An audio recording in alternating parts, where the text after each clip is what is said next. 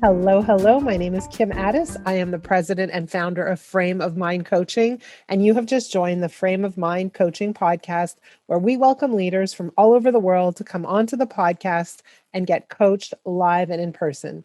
Today, it is my pleasure to welcome a guest named Kathryn Fortin, and she comes to us from a company called Fortech Solutions. Kathryn, welcome. Thank you. I'm glad to be here. So where are you in the world, and what does Fortech Solutions do? I am in Northern California, right outside of the San Francisco East Bay is where I'm at. And we help companies and organizations create better training. So training is accessible and engaging for all types of learners, not just visual and auditory, but even kinetic or kinesthetic learners as well. So since everybody learns differently, it's very important to be able to make sure that your training reaches all of those people. And I'm assuming that right now that need is higher than ever, given the fact that people are far away. How are you implementing new, cool, modern, innovative methods of training and learning virtually? It's definitely needed. Sadly, what we've seen, especially in school districts, is they've just dropped their instructors or teachers, faculty into here use Zoom, but without any additional tools or training on how to actually engage during instruction over remotely. Mm-hmm. But the groups that we have been working with, we have designed everything from bringing the job site to the virtual classroom. So we've recreated buildings to walk building inspectors and contractors through, and painting contractors through how to inspect a building or learn how to do estimates, and first responder training on safety in a hospital and such. Wow, very interesting. And so how long have you been in this business for? I have been in the ed tech arena for 12 years. And before that, it was, trying to count here, 20 years of doing product and project management in the IT space.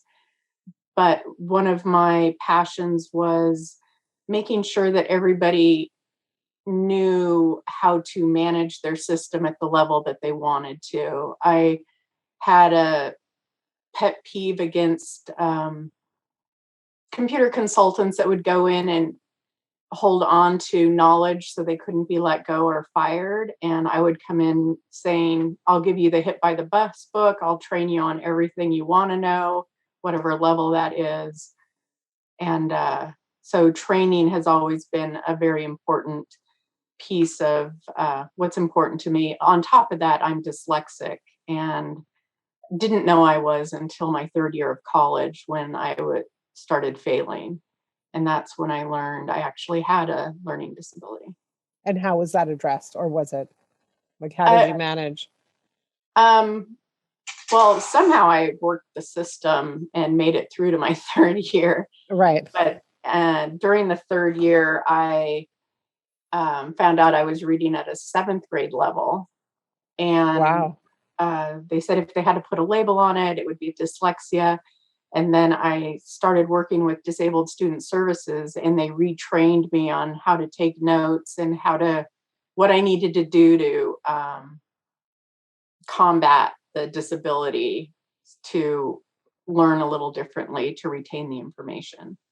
It's amazing that they caught it in third year university and not like in first year of high school. I think, the public school systems, especially in rural areas, just push people through the system. Mm-hmm. And I was just one of those kids, unfortunately. Interesting.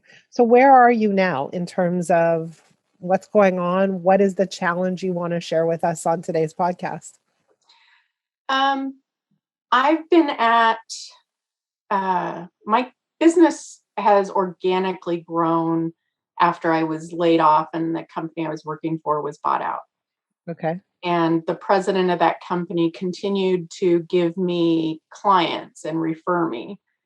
And I hadn't planned on owning my own business, let alone having a team, but that is where I'm at now, and have been kind of stuck at this plateau of um, making six figures, but not getting past that number. I'm bouncing around a 10%, 15% margin of an area that I've been stuck at for 3 or 4 years. And then trying to decide if this was still my passion, or can I redefine what I'm doing to redirect my passion. Okay. So I'm going to ask you a funny question. And in a way, it's a bit, funny because I'm supposed to have the answers for you, but I'm going to ask you it anyway. Why do you think that you have been hovering, right under the level that you want to surpass? Right? Six figures, but not higher. Why are you hovering there? What do you think is getting in your way? I think there's too many directions. Like, we offer a lot of tools and solutions that all tie together, but maybe we're marketing too much. Marketing too much or marketing too many options? Too many options. That's what I meant. But on top of that, I've never had to actually go out and market. 100% of our clients have either been word of mouth, referrals, or they've seen me speak at conferences, which obviously got shut down last year. Okay. So it sounds like what you're really saying is you don't have a plan for lead generation and you're unable to forecast what's going to come in over time. Yes, for new. I mean, I can forecast what's going on right now. And Yeah. But you yes, don't have a strategy for incoming business. no, Like, how do we go out and get incoming business? no, we don't. Okay. And so, and I want to kind of make a distinction or explore whether or not that lack of strategy, that kind of hovering state causes a little, um, you know, a lack of engagement, or rather a lack of satisfaction on your part, making you question everything. Is there something else I want to do? So is it that, or is it that you just want to do something else possibly? Um, that's a good question. I think what I'm really good at is the coming up with solutions, asking non-technical stakeholders what they're trying to solve and coming up with a way to solve it, that's usually not as expensive as they anticipated, and usually very different. Like, I'll reutilize software that's already in the industry for something else, but it would work perfectly for what they're trying to do. Okay. So you like the problem solving aspect, and Yes. what part don't you like? Payroll, accounting. Okay. um, the, I guess, management, the Okay. hand, the client management is fine, but the making sure everybody's doing what they're supposed to be doing. Uh, You don't like micromanaging. I do not like Okay. micromanaging. So here's what I think and what I see, and I'm guessing, and I'm just going to test it out with you for a moment. If I said that there's a way for you to stop micromanaging, and there's a way for you to exceed your hovering state, right? Your six figure hover, that you could blow past that. Would that re inspire you and re engage you? Would you say, okay, how? Tell me, I want to know, I'll do it? Or would you say, I still want to do something else? Uh, I guess it depends.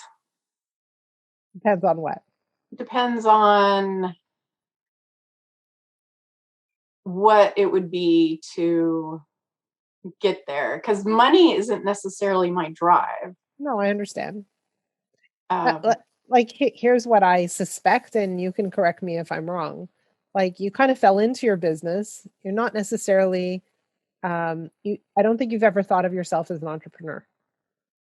I've And thought of so, myself as an entrepreneur, but not with an entire team. right. Say more about that. What do you mean by not with an entire team?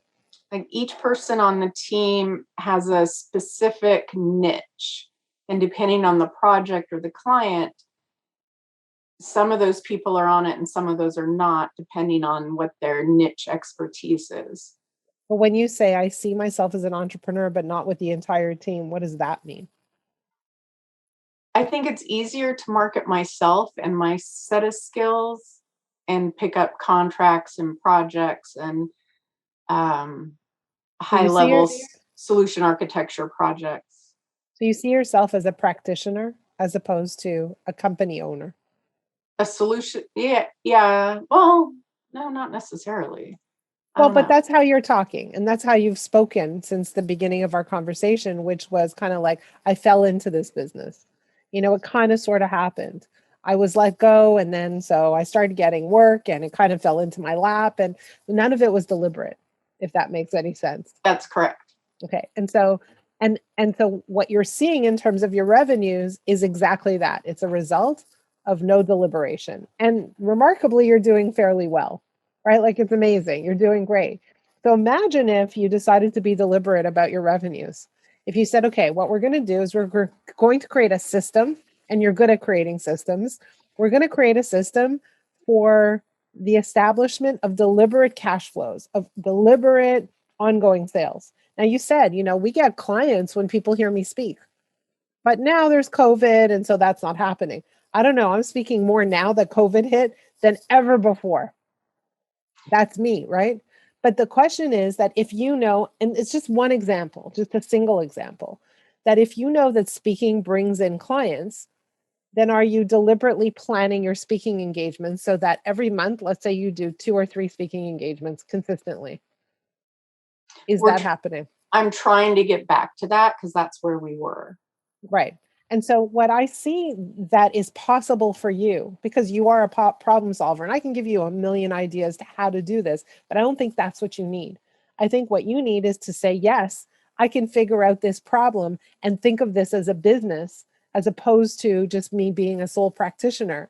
And I can create structures that drive in new leads on a regular basis so that I can start forecasting what new business I'm going to bring in the door, be it from speaking, be it from any specific targeted, deliberate marketing that you do. And what I mean by deliberate marketing, I mean, like, let's create a flow where people know how to get in and what happens next, next, next. Right. So this is my entry point. And the moment I'm in, here's what's going to happen. When I'm done with that process, here's the next phase. So it sounds like they can come in at any place. There's a million entry points, and there's no ladder up to greater and greater and greater involvement or engagement with you. And so for me, when I listen to you, there are 2 things that really need to happen. Thing number 1 is create a flow for clients to come in and continue to get engaged.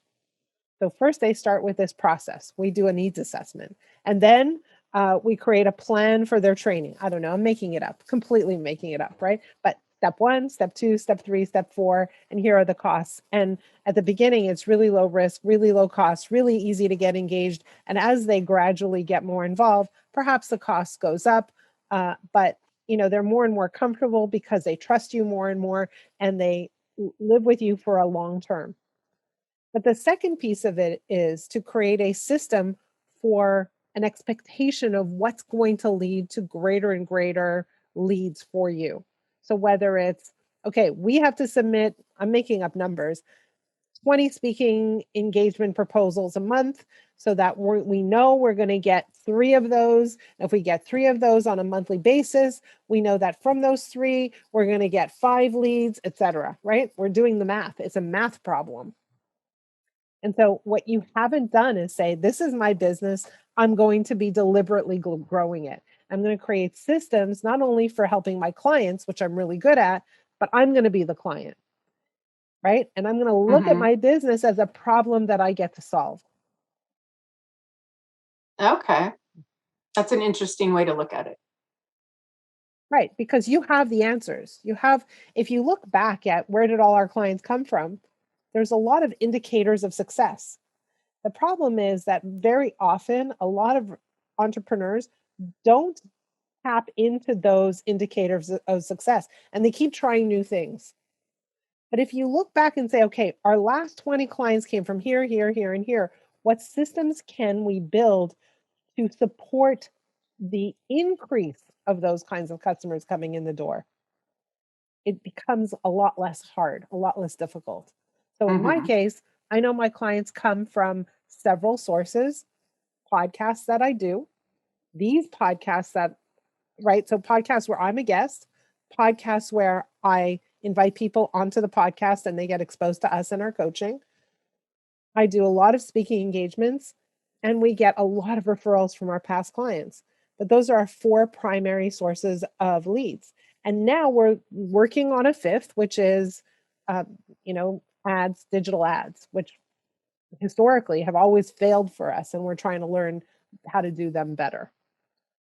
But now we know. And so we're not all over the place. We're very specific and deliberate about everything we do.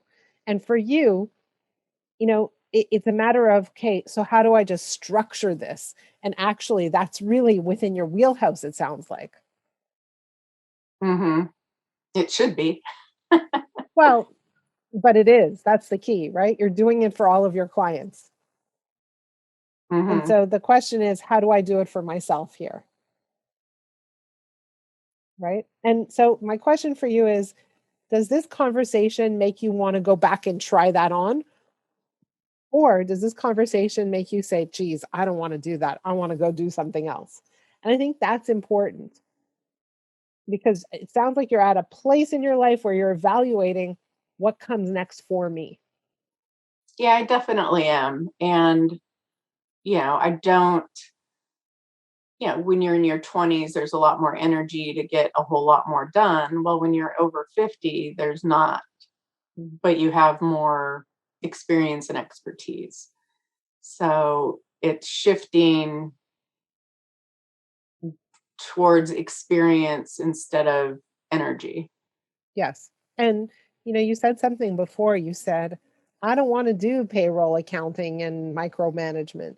And so the question becomes, so don't do it. If you were to decide not to do it, what do you need in place to release that from your list of responsibilities?